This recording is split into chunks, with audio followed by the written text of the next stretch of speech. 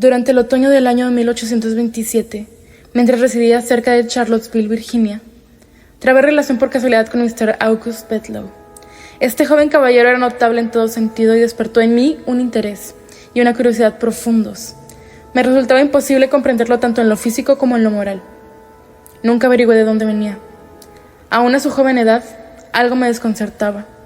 Seguramente parecía joven y se complacía en hablar de su juventud, mas había momentos en que no me hubiera costado atribuirle 100 años de edad. Pero nada más peculiar que su apariencia física. Era singularmente alto y delgado, muy encorvado. Tenía miembros excesivamente largos y descarnados, la frente ancha, la boca grande y flexible, y los dientes más desparejados, aunque sanos, que jamás he visto en una cabeza humana. La expresión de su sonrisa resultaba desagradable. Tenía una profunda melancolía, una tristeza uniforme, constante. Sus ojos eran de tamaño anormal, grandes y redondos, como los de un gato. Esas características físicas parecían causarle mucha molestia y continuamente aludía a ellas en un tono en parte explicativo, en parte de disculpa. Parecía insinuar que su aspecto físico no había sido siempre el de ahora, que una larga serie de ataques neurológicos lo habían reducido de una belleza mayor. Hacía mucho tiempo que le atendía un médico llamado Templeton. Bedloe, hombre rico, había hecho un arreglo con el doctor Templeton. Mediante un generoso pago anual, consistió en consagrar su tiempo y su experiencia médica al cuidado exclusivo del enfermo. El doctor Templeton había viajado mucho en sus tiempos juveniles y en París se convirtió, en gran medida, a las doctrinas de Mesmer. Entre el doctor Templeton y Bedloe se había establecido poco a poco una relación magnética. Este rapport se había extendido más allá de los límites del simple poder de provocar sueño. Cuando los conocí, el sueño se producía casi de inmediato por la simple voluntad del operador, aun cuando el enfermo no estuviera enterado de su presencia. El temperamento de Bedloe era sensitivo, excitable y exaltado en el más alto grado. Sin duda sacaba fuerzas adicionales del uso habitual de la morfina, que ingería en gran cantidad y sin la cual le hubiera resultado imposible vivir. Salía solo, acompañado por un perro, en un largo paseo por las montañas escabrosas. Un día, oscuro, caliente, neblinoso de fines de noviembre, durante el extraño interregno de las estaciones que en Norteamérica se llama verano indio, Mr. Bedloe partió, como de costumbre, hacia las colinas. Transcurrió el día y no volvió. A eso de las 8 de la noche, ya seriamente alarmados por su prolongada ausencia, estábamos a punto de salir en su busca, cuando apareció de improviso, en un estado no peor que el habitual, pero más exaltado que de costumbre. Recordarán ustedes que eran alrededor de las 9 de la mañana cuando salí de Charlottesville. De inmediato, dirigí mis pasos hacia las montañas y, a eso de las 10, entré en una garganta completamente nueva para mí. Seguí los recodos de este paso con gran interés. El paisaje se veía por doquiera, aunque apenas digno de ser llamado imponente. Presentaba un indescriptible y para mí delicioso aspecto de lúgubre desolación. La soledad parecía absolutamente virgen. La niebla se espesó a su alrededor. Era tan densa que en ningún momento pudo haber más de 12 yardas en el sendero que tenía por delante, provocándole una sensación de inquietud. Mientras caminaba, se sintió abrumado por vagos temores. Ese sendero era sumamente sinuoso y como no se podía ver el sol, pronto perdió toda idea de dirección en la que andaba.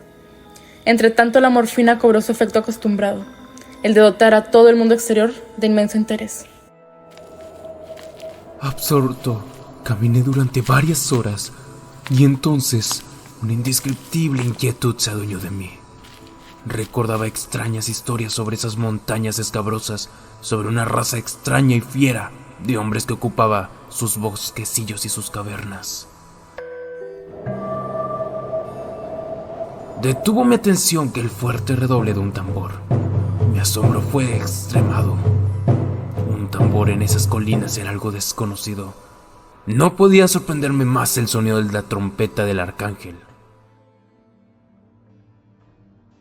En este momento, Bedloe escuchó un extraño sonido, como de un manojo de grandes llaves, y al instante vio pasar un hombre semidesnudo de rostro atezado. Llevaba en su mano un instrumento y lo sacudía vigorosamente al correr. Tan pronto desapareció entre la niebla, se precipitó una enorme bestia. No podía equivocarme acerca de su naturaleza. Era una hiena. Al ver este monstruo, en vez de aumentar mis temores, los alivió, pues ahora estaba seguro de que soñaba. Intenté despertarme. Di unos pasos hacia adelante con vivacidad. Me froté los ojos, grité, me pellizqué los brazos. Tan pronto un pequeño manantial se presentó ante mi vista. Bedloe, tras refrescarse con el agua de un manantial, sus sensaciones equívocas se disiparon y continuó su camino. Poco después, se sentó bajo un árbol y notó que las hojas formaban una sombra peculiar. Al mirar hacia arriba, se dio cuenta de que estaba bajo una palmera.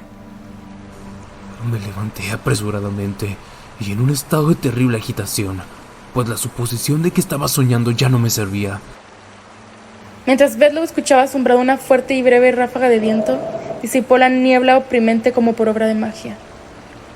Me encontré al pie de una montaña y, mirando una vasta llanura por la cual separaba un majestuoso río, a orillas de este había una ciudad de apariencia oriental, como las que conocemos a las de las 1001 noches, pero más singular aún que las ahí descritas. Podía percibir cada rincón y escondrijo, como si estuviera delineado en un mapa.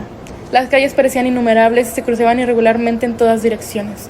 Eran más bien pasadizos sinuosos y bullían de habitantes. Las casas eran extrañamente pintorescas.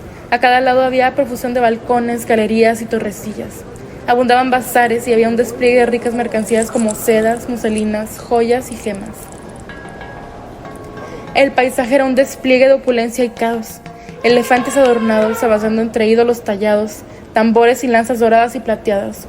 En medio de la multitud bulliciosa de hombres con turbantes, vagaban toros y monos sagrados, trepando mezquitas y minaretes.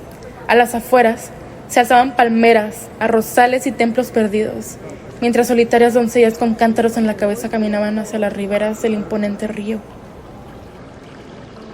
Ustedes dirán ahora, por supuesto que yo soñaba, pero no es así. Lo que vi, lo que oí, lo que sentí, lo que pensé, de nada tenía de la inequívoca idiosincrasia del sueño. Cuando uno sueña, y en el sueño sospecha que sueña, las sospechas nunca deja de confirmarse y el durmiente se despierta de inmediato. Si hubiera tenido esta visión tal como la describo, sin sospechar que era un sueño, pero habiéndose producido así, y siendo como lo fue, objeto de sospechas y de pruebas, me veo obligado a clasificarlo entre otros fenómenos. En esto no estoy seguro de que se equivoque, pero continúe. Usted se levantó y descendió a la ciudad. Me levanté como usted dice y descendí a la ciudad. En el camino encontré una inmensa multitud que atestaba las calles y se dirigía en la misma dirección, dando muestras en todos sus actos de la más intensa excitación. De pronto, y sin razón aparente, algo se removió en mi interior. Sentí que debía involucrarme en lo que sucedía, que tenía un papel importante que cumplir, aunque no sabía cuál. La multitud a mi alrededor me inspiraba una intensa animosidad. Me aparté rápidamente por un sendero hasta llegar a la ciudad, donde todo era caos y contienda. Vi un pequeño grupo de hombres, vestidos de manera extraña, como a medio camino entre indios y europeos, luchando desesperadamente. Sin pensarlo, tomé las armas de un oficial caído y me uní a ellos. No sé contra quién luchaba, pero lo hacía con toda la ferocidad de la desesperación. Pronto, superados en número, buscó refugio en un kiosco, donde se atrincheró. Desde una espillera en lo alto pudo ver a una vasta multitud asediando un palacio junto al río. De repente, desde una ventana del palacio, un personaje escapaba descendiendo con una cuerda improvisada. Era un hombre afeminado, descendiendo con una cuerda hecha de turbantes. Y entonces, un propósito nuevo se apoderó de él.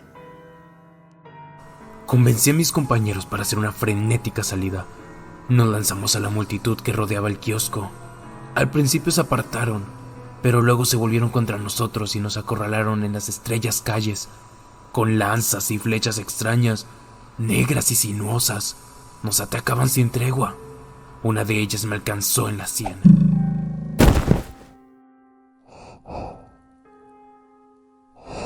Bedloe, nauseabundo, se debatió, jadeando, hasta morir.